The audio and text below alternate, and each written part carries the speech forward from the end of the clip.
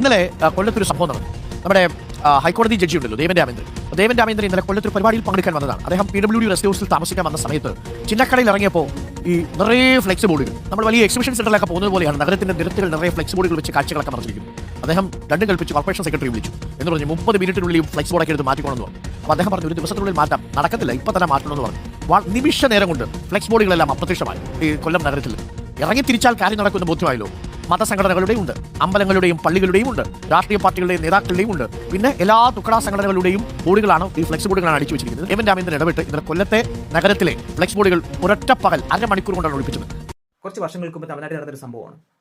ഒരു പെൺകുട്ടി ക്ലാസ് കഴിഞ്ഞ് വരുന്ന സമയത്ത് റോഡിലേക്ക് തന്നെ ഫ്ലെക്സ് ബോർഡ് കെട്ടി വെച്ചിട്ടുണ്ടായിരുന്നു ഇത്തിരി ടോപ്പിലായിട്ട്. ഈ ഫ്ലെക്സ് ബോർഡ് പൊട്ടി കൊച്ചിന്റെ പുറത്ത് വീണ്, കൊച്ചു തെറിച്ച് റോഡിൽ വീണ് ലോറിയുടെ ഇടയിൽ ആ കുട്ടി ആ സ്പോട്ടിൽ തന്നെ മരിക്കുകയും ചെയ്തു. ഈ ഫ്ലെക്സ് ബോർഡ് കൊണ്ട് ജനങ്ങൾക്ക് യാതൊരു പ്രയോജനമില്ല, എന്നാൽ ഉപദ്രവം മാത്രമേ ഉള്ളൂ. ആ സാർ അവിടെ ചെയ്തത് നല്ലൊരു കാര്യം. അവിടെ മാത്രമല്ല, എല്ലാ സ്ഥലത്തും ഇങ്ങനെ തന്നെയാണ് ചെയ്യേണ്ടത്.